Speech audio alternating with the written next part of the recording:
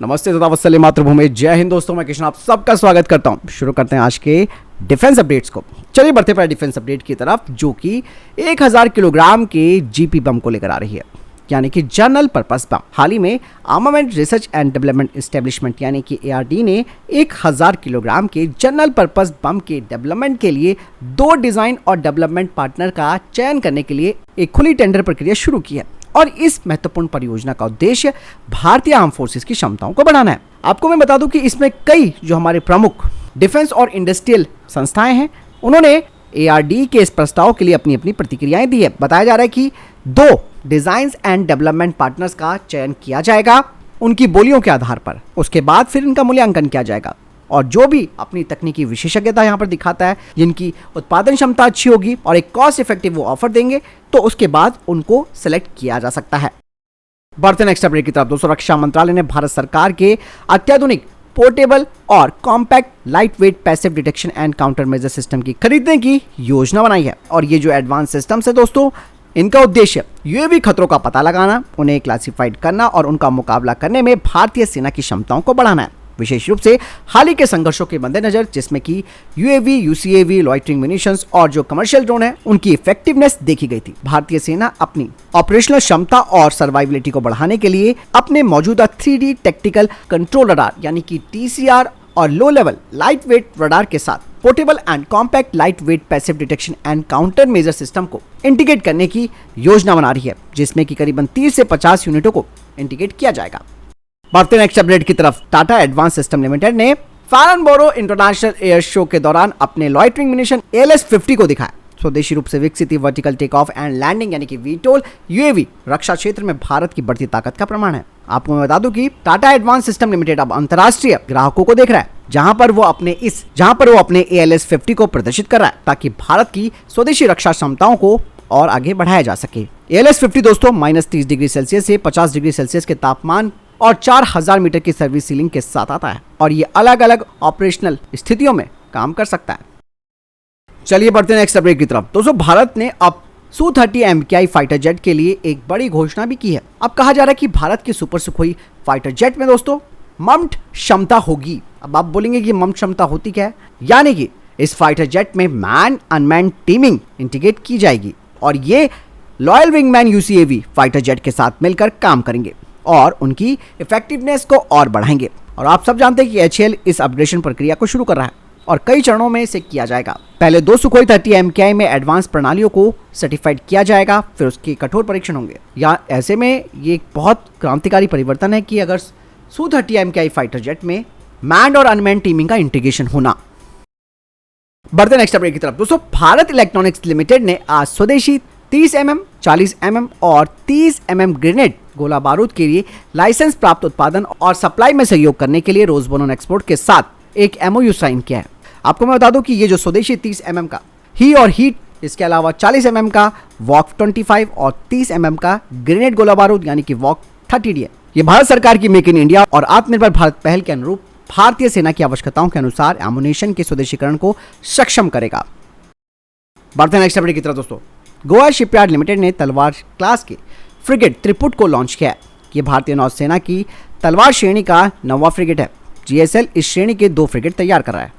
बढ़ते next update की तरफ, आज भारत का रक्षा बजट प्रस्तुत किया गया है। ये कितना बड़ा है और क्या क्या इसमें एलोकेट किए हैं हमारी आर्म फोर्सेस के लिए, इस बारे में बताएंगे कर्नल कोहली।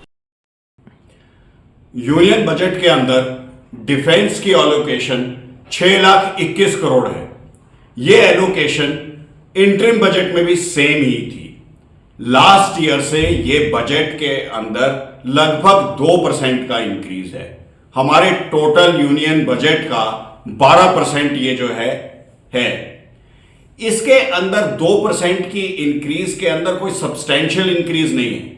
ये इंक्रीज जो है एम्प्लॉइज की पे की इंक्रीज, सैलरी इंक्रीज को ही केटर करेगा। तो मॉडर्नाइजेशन के लिए कुछ खास जो है वो दिया नहीं है कि जो है बहुत ज्यादा कोई मॉडर्नाइजेशन होगी, न्यू टैंक्स की जो है R&D के लिए या न्यू एयरक्राफ्ट्स की R&D के लिए अलग से कोई बजट एलोकेट किया नहीं नजर आ रहा है। हाउएवर रोड्स के लिए BRO को इंफ्रास्ट्रक्चर डेवलपमेंट के लिए 30% इंक्रीज किया गया है, जो कि एक मेजर सब्सटेंशियल चंक है। ये हमारे को मोबिलिटी प्रोवाइड करेगा फोर्सेस को मूव करने के लिए चाइना बॉर्डर के ऊपर।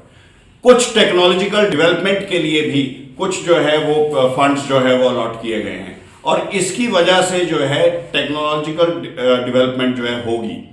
However, major technologies like disruptive technology, UAVs और anti drone technologies and such like technology, उसके लिए कोई खास स्पेसिफिकली बजट जो है वो अलॉट नहीं किया गया है। अलॉटमेंट या फिर जो है डिस्कशन ऑन डिसइन्वेस्टमेंट, जो मेजर डिफेंस कंपनीज हैं जैसे कि मजेगॉन या कोचिन शिपयार्ड या एचएएल, उसके अंदर प्राइवेट इक्विटी या पैसा लाने की बात जो है की नहीं गई है यूनियन बजट के अंदर। हो सकता है सब्सिक्वेंटली की जाएगी। जब ये पैसा आएगा तब हम मे बी नेवी के लिए शिप्स वगैरह मास प्रोड्यूस जो है कर पाएंगे, which would be a substantial change. For now the budget is okay, I will give it 7 out of 10। बढ़ते नेक्स्ट अपडेट की तरफ दोस्तों। भारत इलेक्ट्रॉनिक्स लिमिटेड ने drone based electronic intelligence system पर काम करना शुरू किया है। बता दें कि इस सिस्टम का जो स्पेसिफिकेशन है वो फाइनलाइज किया जाएगा और इलेक्ट्रॉनिक इंटेलिजेंस पेलोड के लिए हार्डवेयर को भी खरीदा जा रहा है। बता दें कि ये काफी क्रूशियल रोल निभाएगा इलेक्ट्रॉनिक वॉरफेयर में, जिसमें कि दुश्मनों के रडार और कम्युनिकेशन सिस्टम का पता लगाएगा, उन्हें आइडेंटिफाई करेगा और उन्हें लोकेट करेगा। बढ़ते नेक्स्ट अपडेट की तरफ दोस्तों। डीआरडीओ का जो फ्यूचरिस्टिक इन्फेंट्री कॉम्बैक्ट व्हीकल है उसका भी रोल आउट होना बाकी है। ऐसे में डीआरडीओ की चीफ की तरफ से कहा गया है कि FICV अभी अपने ट्रैक पर है और इसके यूजर ट्रायल इस साल के अंत में हो जाएंगे। साथ ही उन्होंने कहा कि कई और कंपनियां भी इस FICV प्रोडक्शन में हिस्सा ले रही हैं, जिसमें कि armoured vehicle Nigam limited, Mahindra defence system, L&T, Tata, Mahindra, और ये सभी के सभी इस कॉम्पिटिटिव बिडिंग प्रोसेस में शामिल होंगे और बाद में इनका एक बड़ा ऑर्डर भी दिया जाएगा करीबन 1750 यूनिट्स का। बढ़ते नेक्स्ट अपडेट की तरफ। रक्षा मंत्रालय ने एक रिक्वेस्ट फॉर इन्फॉर्मेशन जारी किया है 6 airborne early warning and control system के लिए भारतीय वायुसेना के लिए, जो कि 360 डिग्री कवरेज प्रदान करेंगे और इनका ऑपरेशनल एल्टीट्यूड होगा 40,000 फीट का। चलिए बढ़ते नेक्स्ट अपडेट की तरफ दोस्तों। कल भारतीय नौसेना के INS ब्रह्मपुत्र जो कि मेंटेनेंस पर था मुंबई नेवल डॉकयार्ड में, उसमें आग लग गई। कहा जा रहा है कि इस दौरान एक जूनियर सेलर लापता हो गया है और इस घटना के कोर्ट ऑफ इंक्वायरी के आदेश नौसेना ने दे दिए हैं और कहा जा रहा है कि भारतीय नौसेना के प्रमुख एडमिरल दिनेश के त्रिपाठी जी मुंबई जा रहे हैं ताकि इस घटना की समीक्षा की जा सके। बता दें कि इस आग की घटना के बाद INS ब्रह्मपुत्र बुरी तरीके से क्षतिग्रस्त हो गया है और अब उसे मुंबई के नौसेना डॉकयार्ड में एक तरफ खड़ा किया गया है। चलिए बढ़ते नेक्स्ट अपडेट की तरफ दोस्तों। भारत का डिफेंस एक्सपोर्ट लगातार बढ़ रहा है और आप सब जानते हैं कि भारत करीबन 84 देशों को डिफेंस एक्सपोर्ट कर रहा है और इस एक्सपोर्ट में ब्रह्मोस मिसाइल से लेकर पिनाका रॉकेट सिस्टम और आर्टिलरीज भी शामिल है। साथ ही साथ इसमें रडार और कम्युनिकेशन सिस्टम भी शामिल है। आप सब जानते हैं कि भारत ने Armenia, Philippines, Maldives, Italy, Russia, Sri Lanka, Saudi Arab, Poland, Israel और स्पेन और चिली को भी हथियार सप्लाई किए हैं।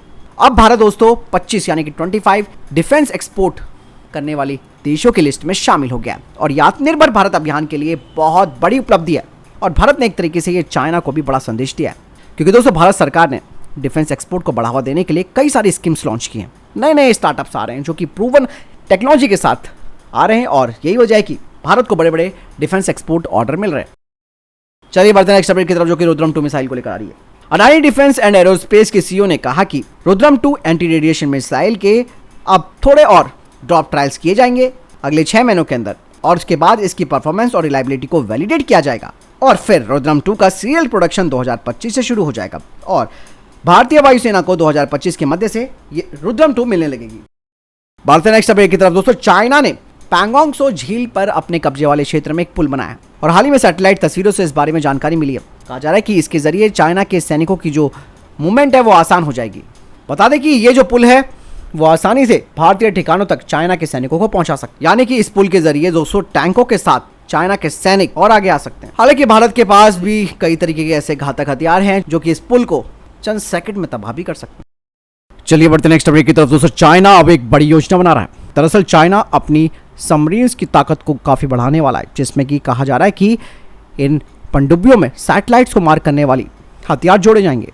बाकायदा इसके लिए सैटेलाइट्स को खत्म करने के लिए लेजर से इन पनडुब्बियों को लैस किया जाएगा और ये एंटी सैटेलाइट जंग में एक बड़ा बदलाव कर सकती हैं। लेजर से लैस ये पनडुब्बियां न केवल सैटेलाइट्स को खत्म कर सकती है बल्कि दोस्तों ये किसी भी फाइटर जेट, इवन जो जहाज हैं, उन्हें भी खत्म कर सकती है और भूमि आधारित लक्ष्यों को भी आसानी से टारगेट बना सकती है। वहीं डिफेंस एक्सपर्ट्स कहते हैं कि लेजर वाली पनडुब्बियां दोस्तों आसानी से तटीय लक्ष्यों को निशाना बना सकती है, और वो भी लंबी दूरी से। इसकी खास बात यह रहेगी कि दुश्मन के क्षेत्र में आए बिना उसके टारगेट को खत्म किया जा सकता है।